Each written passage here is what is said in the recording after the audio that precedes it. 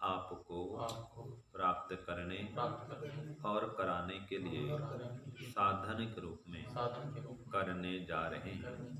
इस कर्म को और इसके कर्म फल को भी आपको अर्पित करते हैं। ओम शांति शांति शांति। सबको सादर नमस्ते जी। हमारा वेदांत दर्शन का पाठ चल रहा है, जिसमें हम तृतीय अध्याय का तृतीय पाद पढ़ रहे हैं। सूत्र संख्या 17 तक का पाठ हमने पहले पढ़ा। अब चलेगा सूत्र संख्या 18।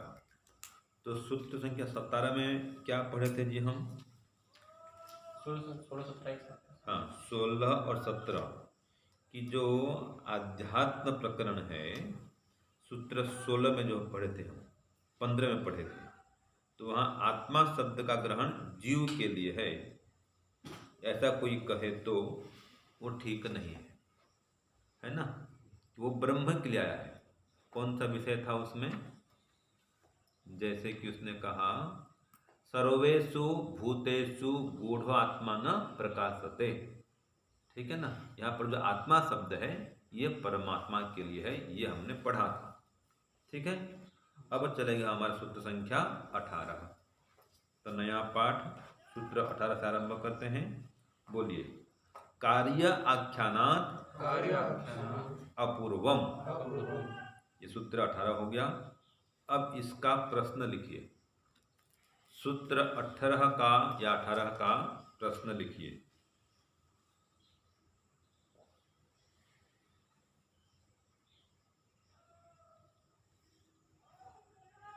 ब्रह्म का नाम अपूर्व क्यों है? ब्रह्म का नाम अपूर्व क्यों है? तो ये प्रश्न हुआ। अब इसी का उत्तर दिया कार्य आख्यानात अपूर्वम। ये तो उत्तर है सूत्र में। तो सूत्र का अर्थ लिखिए। ब्रह्म को कार्य न कहा गया होने से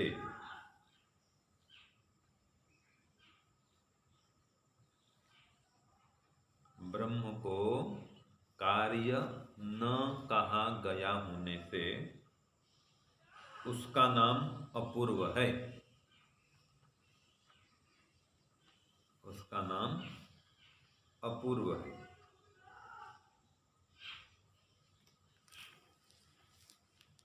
ठीक है ना जी। आगे लिखिए। और इसका उपसंहार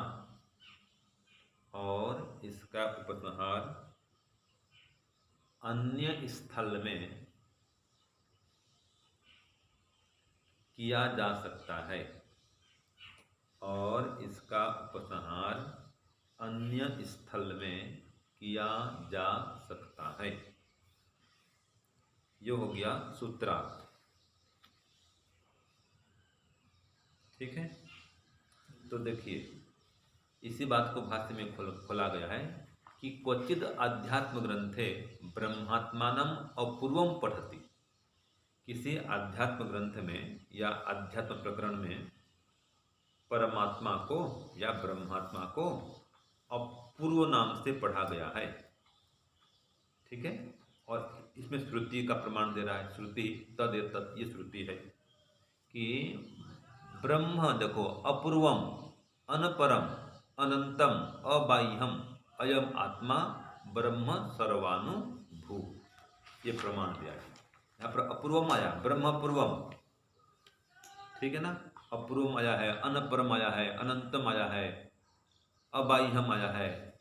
तो ये आत्मा ब्रह्म है जो सर्वानुभू, सबके अंदर विराजमान है, सत्ता उसकी सब जगह है। तो ये प्रमाण मिला। अपूर्वम कहा है इसमें ब्रह्म को। तो तद अत्र ब्रह्म अपूर्वम उच्यते। यहाँ पर उसको अपूर्व कहा गया है। क्यों कहा गया है? अब आएगा कि तद कार्य आख्यानात्,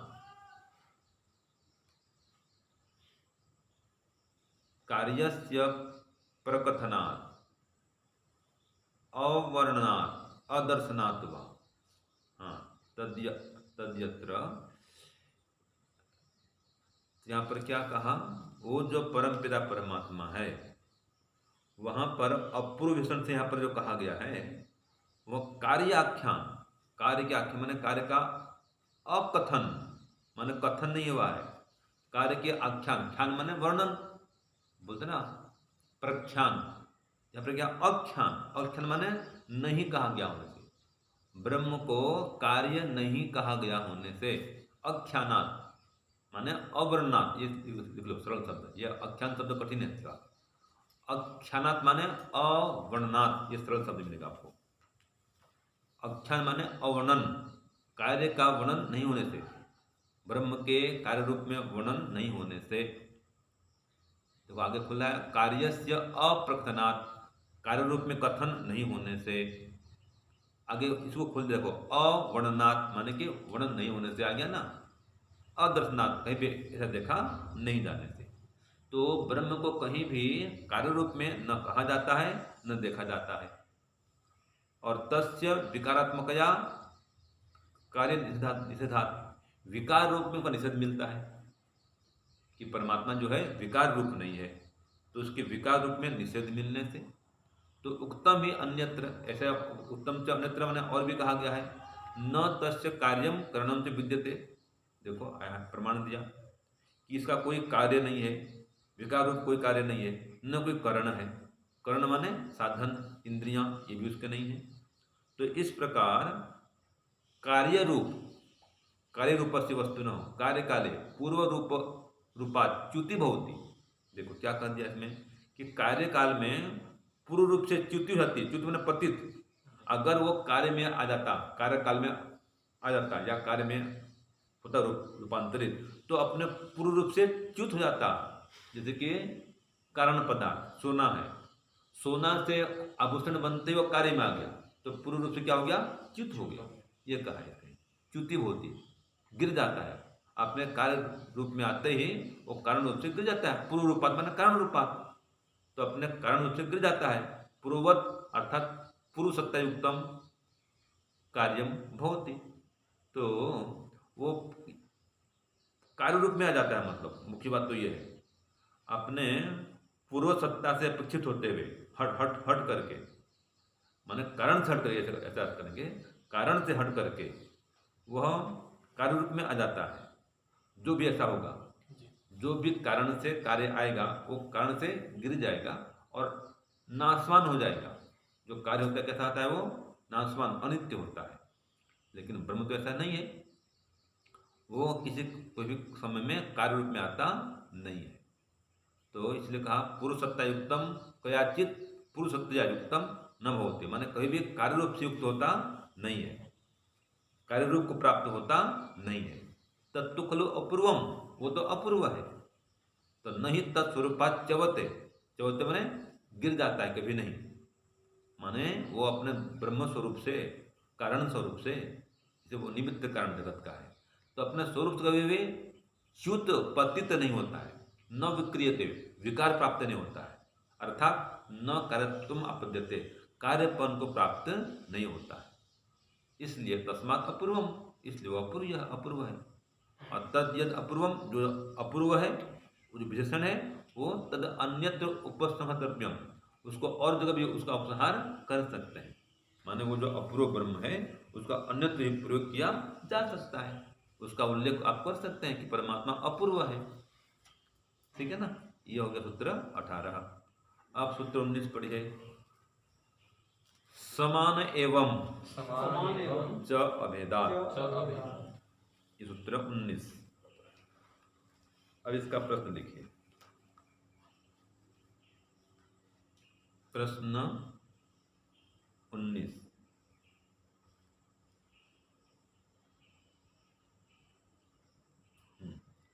अपूर्व शब्द के साथ लिखिए, अपूर्व शब्द के साथ पढ़े हुए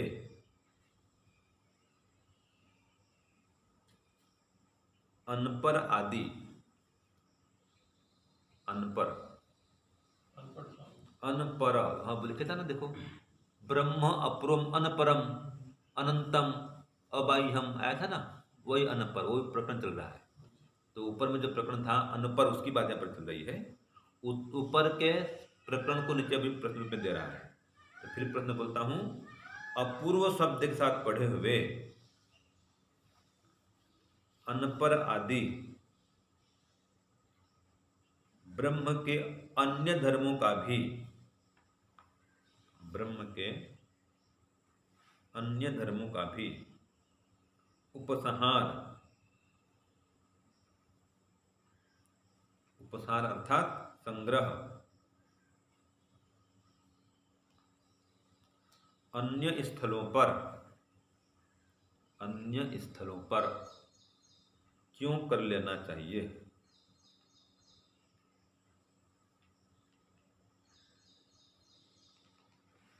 ठीक है। अब ये प्रश्न को पूरा लिखिए, उत्तर में लिखिए, उतार दिए अभी तक।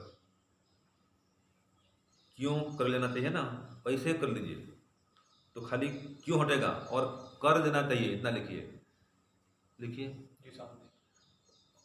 क्या लिखेंगे? अपूर्व शब्द के साथ पढ़े हुए अनपर आदि अन्य ब्रह्म के अन्य धर्मों का भी उपसंहार अर्थात उपसंग्रह या संग्रह अन्य स्थलों पर भी कर लेना चाहिए। ठीक है। प्रश्न क्या था? क्यों करना चाहिए? तो हमने दिया कर लेना चाहिए। अब क्यों की, अभी असली उत्तर शुरू हो रहा है। क्योंकि सभी जगह एक ही ब्रह्म का, सभी जगह एक ही ब्रह्म का वर्णन होने से, सभी जगह एक ही ब्रह्म का वर्णन होने से। ठीक है जी। अब देखो, जो अपूर्व शब्द हमने पढ़ा था ना, ये बृहदारण्यक का है। ब्रह्म अपूर्वम अनपरम अनंतम अबाह्यम अयम आत्मा ब्रह्म। तो यहाँ पर अनपर आदि जो शब्द हैं, तो इन सब का संग्रह भी और भी स्थल में कर लेना चाहिए। क्यों कर लेना चाहिए? क्योंकि सभी जगह एक ही ब्रह्म का वर्णन है। ब्रह्म के प्रकरण में जहाँ कभी उल्लेख होता है, ये यहाँ पे नीचे भी आ रहा है, देखो वास्तव में दिया है कि तत्र अपूर्व कथन साहचर्येण उच्यमानानामपि खलु अनपर आदिनाम समानम उपसंहारो विद्येय। कि जो ऊपर पढ़े थे हम भाष्य में, कि यहाँ पर जो अनपर आदि शब्द का उच्चारण हुआ है, अपूर्व के साथ में जो है साहचर्येण, साथ में साहचर्येण उच्यमानानाम, जिसका उच्चारण किया गया, मैंने पढ़ा गया है, अनपर आदि, उन सब का भी संग्रह कर लो। और प्रमाण दिया अनपरम अनंतम, है ना, और सभी ये दिया है। तो ये सब उसमें संग्रह हुआ है, कर लेना चाहिए। क्यों? तद इत्थम विवेच्यम। अब इसकी विवेचना करते हैं कि क्यों संग्रह कर लेना चाहिए। अब बता रहा है, क्योंकि ब्रह्मात्मा अनपरो न तस्मात् परम अन्यत रूपम अवतिष्ठते। कि ब्रह्म जो अनपर है, देखो नया शब्द, हाँ जी, ब्रह्म कैसा है? अनपर, मानो उससे परे और कोई भी नहीं है। ये शब्द अनपर माने, अनपढ़ अर्थ नहीं करेंगे, अनपढ़ नहीं, अनपर। हाँ, अनपर माने उससे परे और कोई भी पदार्थ संसार में है ही नहीं। ठीक है, अन्य कोई उसका रूप नहीं है, तो उसका कार्य भी कथन भी नहीं हुआ है। वो कथन कहीं भी नहीं मिलता है कार्य रूप में। तो कार्यस्य अप्रकथनात्, कार्य रूप में कथन भी इसका नहीं हुआ है, क्योंकि कार्यम ही विनश्यति, कार्य का नाश होता है। किंतु ब्रह्मात्मा तो तथैव अवतिष्ठते, ब्रह्म तो ऐसे ही रहता है भाई, तस्मात् अनपर, इसलिए वो अनपर है। ठीक है। अनंत भी है, अनंतरो अबाह्यस्य ब्रह्मात्मा न तस्य अंतरे मध्य अयोभागो अस्ति। तो उसके अंदर भी कुछ नहीं होता है, बाहर भी कुछ नहीं है, वो सभी जगह वही वही है। ब्रह्मात्मा माने परमात्मा, वो अंदर बाहर अवयव से रहित है, उसके अंदर कोई अवयव नहीं है, न कोई बाहर कुछ है। तो इसलिए बोल दिया अंतरे मध्य अयोभागो अस्ति न च, बोल दिया नहीं, उसके अंदर कोई अवयव नहीं। जैसे फुटबॉल है, देखे ना, गेंद है, उसके अंदर वायु भी तो होती है कम से कम। ठीक है, लेकिन अगर वायु को हटा दें तो अन्य और कुछ भी नहीं है, कोई टुकड़ा मांस पदार्थ लकड़ी गुटका कुछ होता है क्या? कुछ नहीं होता है। तो ऐसे ब्रह्म के अंदर कुछ नहीं होता है। हमारे शरीर के अंदर तो कितना माल मसाला भरा पड़ा है, हड्डी है, रक्त है, मेद है, मांस है, मज्जा आदि भरे पड़े हैं, 7 धातुएं हैं। ऐसे ब्रह्म के अंदर कुछ भी नहीं है भाई, और वो अवयव से रहित है, और उसके बाहर भी कुछ भी नहीं है। तो न अभ्यंतर भागो न बाह्यश्च, अंदर बाहर शब्द वो एक स्वरूप है, एक माने सत्तु सर्वानुभव, सब जगह व्याप्त है। भू माने सत्ता, अनुभव अपनी अनुकूलता से अपनी सत्ता में सब जगह विद्यमान है, तो सर्वव्यापी है। सर्वगत अनंतश्च, तो सर्वव्यापी है, सर्वगत है, अनंत है। तो तय धर्म, ये सब जो धर्म है, अन्यत्रपि उपसंहतव्या, उपसंहतव्या, अन्य जगह उपसार करना चाहिए। ये धर्म है, ये व्यापक है, सब जगह विद्यमान है, और सभी जो है अनंत है। तो ये सब जो धर्म है वो सभी जगह आप संग्रह इसका कर सकते हैं, क्योंकि ब्रह्मात्मना ईश्वर से एकत्वा, उस ब्रह्म के, ईश्वर के, परमात्मा के एक ही होने से हैं, तब वर्णन सामान्य अथवा साम्या, उसके समान रूप से वर्णन सब जगह मिलने से, तो सभी जगह एक रूप में उसके मिलता है वर्णन। इसलिए जहाँ भी ऐसा कथन आएगा, यह अनपर है, अनंत है, आदि आदि, ये सब धर्म ब्रह्म के हैं, और इनका आप कहीं पर भी संग्रह कर सकते हैं। यह प्रमाण दे दिया सूत्र 19 में। अब सूत्र 20 देखो, बोलिए संबंधात एवं अन्यत्र अपि। हाँ जी प्रवींद्र जी, देखिए प्रश्न देखिए। हाँ, सूत्र 20 देखिए, ब्रह्म के प्रकरण के संबंध से, ब्रह्म के प्रकरण के संबंध से अनार्ष ग्रंथों में कहे गए, अनार्ष ग्रंथों में कहे गए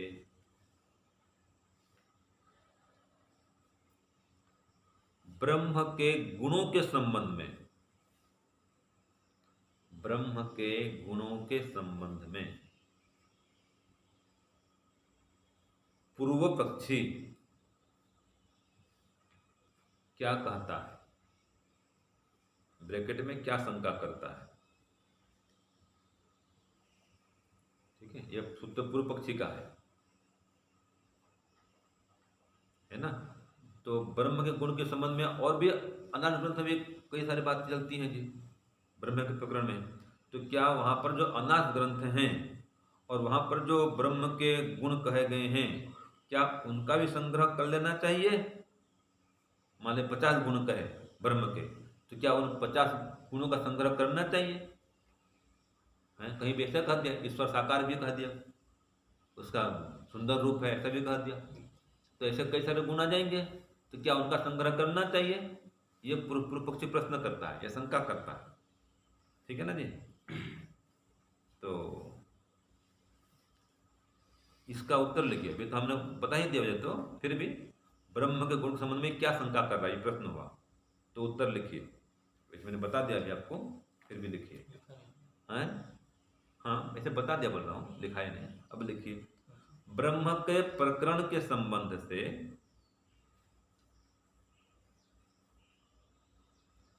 अन्य अनार्ष ग्रंथों में कहे गए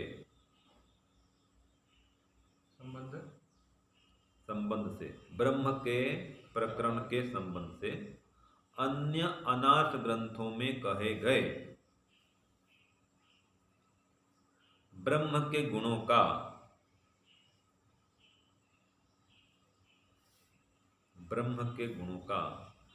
क्या उपसंहार कर लेना चाहिए? क्या उपसंहार कर लेना चाहिए? ये उत्तर तो है। हाँ, ऐसा पूर्व पक्षी शंका करता है, ऐसा शंका कर रहा है ना भी वो, ये उसकी बात है, उसका प्रश्न है। तो क्या उपसंहार कर लेना चाहिए, ऐसा वह शंका करता है। लिखो, ये उत्तर हो गया। पहले तो क्या क्या क्या था, क्या क्या कहता है वो, ये था प्रश्न। उसके संबंध में क्या शंका करता है, क्या कहता है, तो ये ऐसा कहता है कि क्या उपसंहार कर लेना चाहिए, ऐसा वो कहता है, या इस प्रकार शंका करता है। क्या समझे? अनार्ष ग्रंथ में जो ब्रह्म के गुण का कथन हुआ है, क्या उसका भी सहार कर लेना चाहिए या संग्रह कर लेना चाहिए? उपसहार, संग्रह, उसका भी उसको सम्मिलित कर लेना चाहिए। ध्यान कर रहे हैं, जब कर रहे हैं, हम बोलते हैं ओम सच्चिदानंदः, ओम निराकारः, ओम दयालु, ओम अजन्मा, ये सब गुणों का प्रयोग कर रहे हैं। और कहीं अंदर ग्रंथ में आ गया साकारः है, स्वरूपः, अब इसका क्या प्रयोग करना चाहिए? तो ये प्रश्न है कि जो ऐसा ऐसा गुण भी आ जाए कहीं पर, तो क्या उसका प्रयोग कर लेना चाहिए? क्या उपासना में उसको प्रयोग करना चाहिए, या क्या उसको कहीं पर लिखना चाहिए, उसका प्रमाणित मानना चाहिए, उसका संग्रह करना चाहिए? ये प्रश्न हुआ। ये पूर्व पक्षी प्रश्न कर रहा है, समझ गए ना, शंका कर रहा है, समझ गए? तो अब इसका उत्तर देगा सूत्र संख्या 21 में। ये भाष्य भी यही कहा है।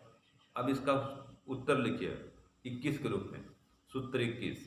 ये देखो इतना ही है, भाष्य में मैं बोल देता हूँ, चलो 20 का, कि ब्रह्मात्म गुणा नाम उपसंहार संबंधात, ब्रह्म के गुण के उपसंहार संबंध से, पहले एक बार सुन लो व्याख्या कर, फिर 21 का उत्तर देंगे।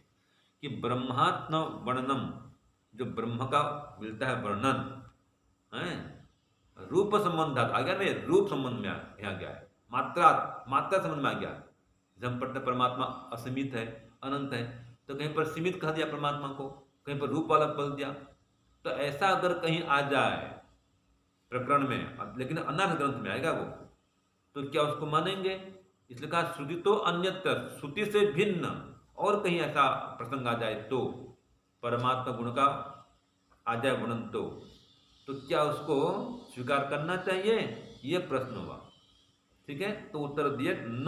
पढ़िए सूत्र 21 में न है, हाँ, ऐसा उपसंहार मिलता है, अन्यत्र इस प्रकार से प्रसंग मिलता है। आगे आप कुछ पूछ रहे हैं, तो ऐसा उपसंहार मिलता है, कहाँ मिलता है? तो कह रहा है अन्यत्र श्रुतो स्मृतो खलु उभयत्र परमात्मा गुण वर्णन विद्यते। तो श्रुति से अन्यत्र ऐसा मिलता है, ये प्रसंग पाया जाता है, आया सूची आया ना, श्रुति से भिन्न, श्रुतितः अन्यत्र स्मृति सोपी वर्णिता नाम, ऐसे ऐसे गुणों का वर्णन मिलता है, और कहीं श्रुति में भी आ जाए तो क्या उसको मानेंगे हम? तो श्रुति में आएगा ही नहीं। ठीक है, ये पूर्व पक्षी ने कह दिया कि अगर कोई ऐसा वर्णन मिलता है तो क्या उसको हम अनुकूल कर लेंगे, स्वीकार कर लेंगे, परमात्मा गुण मान लेंगे उसको? ऐसा प्रश्न है। तो इसका समाधान करता है न वा विशेषात, सूत्र 21 में न वा विशेषात। हाँ, तो अब ये उत्तर देगा नहीं करना चाहिए, कि ब्रह्म के ऐसे ऐसे गुणों का संग्रह नहीं करना चाहिए, ये प्रश्न होगा, ये उत्तर में आएगा। ठीक है, लेकिन आए प्रश्न लिखिए, पहले प्रश्न लिखिए 21, उत्तर तो आएगा कि नहीं करना चाहिए, लेकिन मैं अभी इसका प्रश्न लिखा हूं पहले। अनाथ ग्रंथों में कहे गए ब्रह्म के सब गुणों का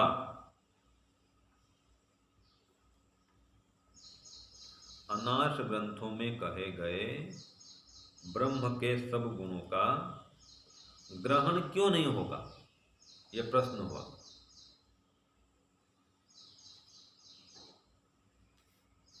ठीक है ना जी, जो पूर्व पक्षी ने कहा ना जी, इसने कहा ग्रहण नहीं होगा भाई, तो क्यों ग्रहण नहीं होगा, यह प्रश्न आया है।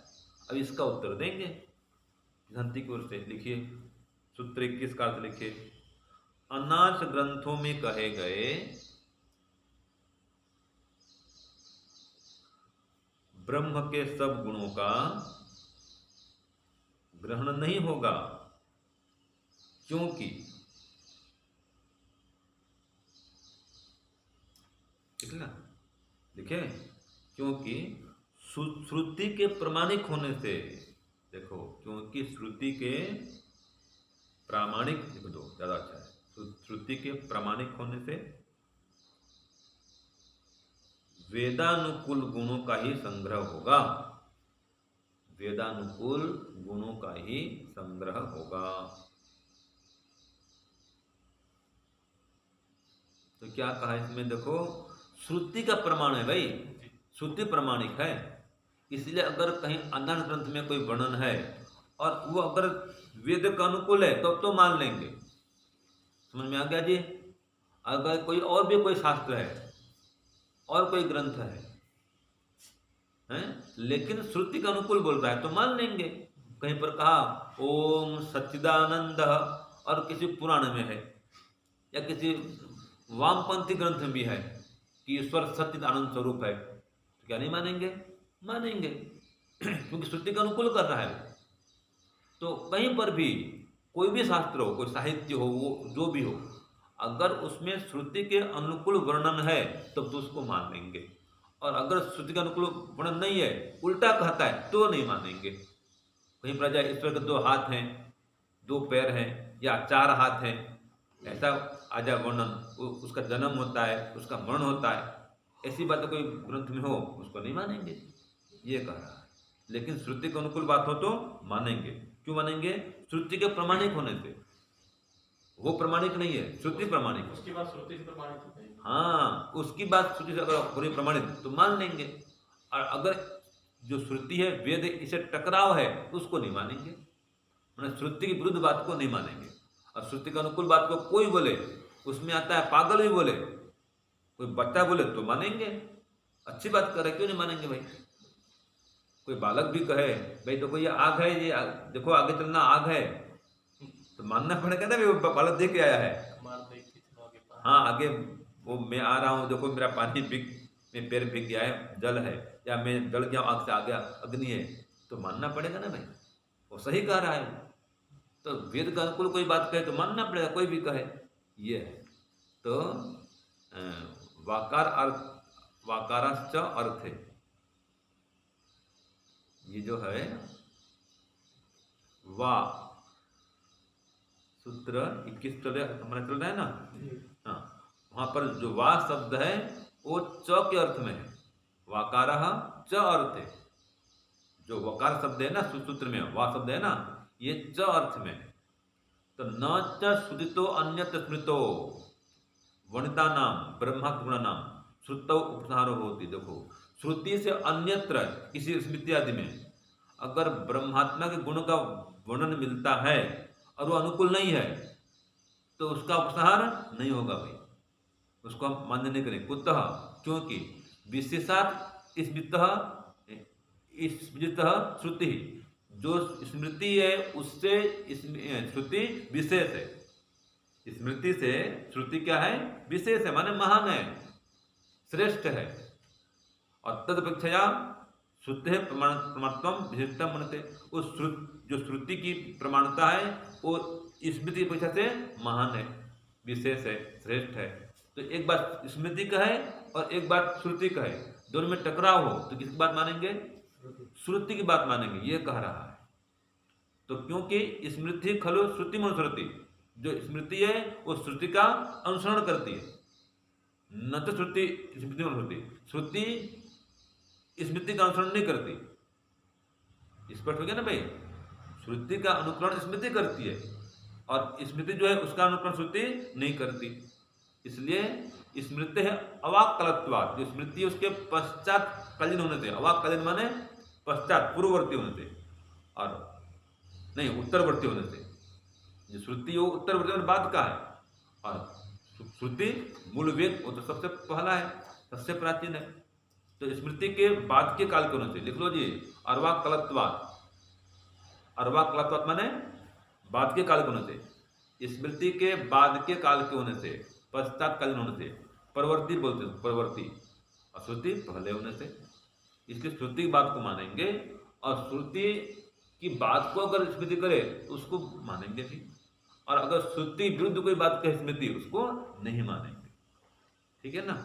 तो इसलिए अगर ब्रह्म के विषय में कोई गुण आ रहा है और वो श्रुति के अनुकूल है तो मान लेंगे, लेकिन सभी गुण को नहीं मानेंगे, क्योंकि जो वेद के विरुद्ध है उसको मना कर देंगे। ये सूत्र 21 हो गया। अब सूत्र 22 अंतिम, चलो। दर्शयति च, देखिए प्रश्न इसका,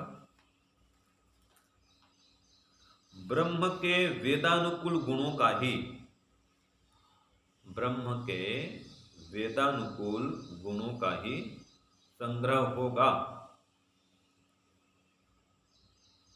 वेद विरुद्ध गुणों का नहीं, वेद विरुद्ध गुणों का नहीं। क्यों? ठीक है, प्रमाण 2 इसमें कह रहा है। वेद विरुद्ध गुणों का नहीं। क्यों? प्रश्न कर दो, क्यों? ये प्रश्न बन गया, तो आप बताएंगे क्यों नहीं होगा, उसका उत्तर देंगे। दर्शयति मैंने शास्त्र में दिखलाता है ये, तो लिखो, श्रुति भी यह बात दिखलाती है। उत्तर, श्रुति भी यह बात दिखलाती है कि ब्रह्म के वेदानुकूल गुणों से ही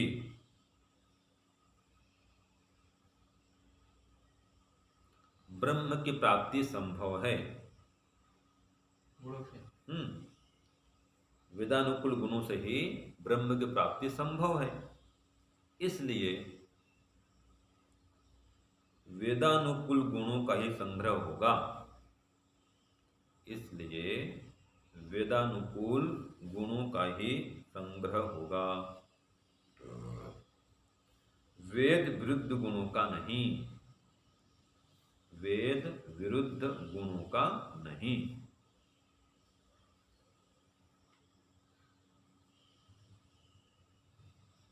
ठीक है,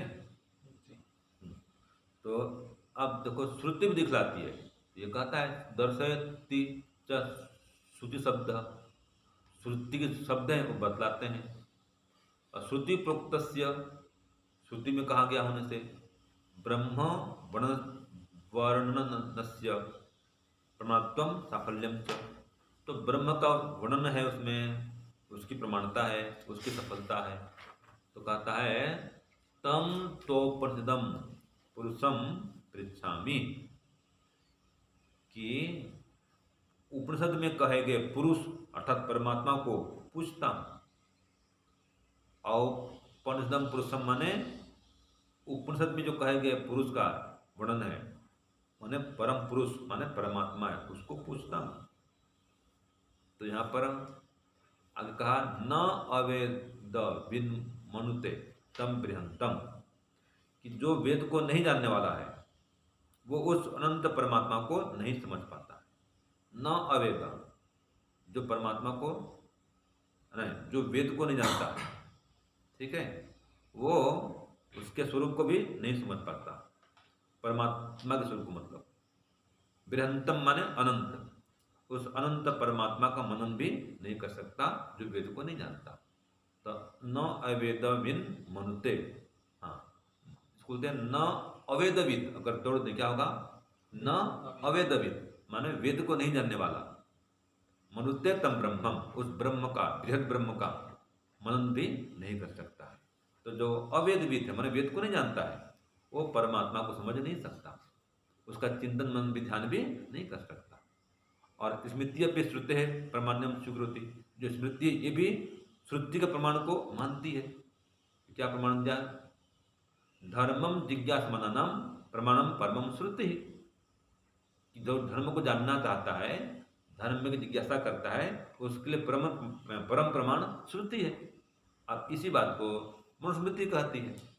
इसलिए तस्मात् स्मृतितः श्रुतो ब्रह्म गुणा न उपसंग्रहन्ते, कि जो स्मृति शास्त्र हैं, स्मृति से श्रुति में ब्रह्म के गुण उपसंहार करने योग्य नहीं।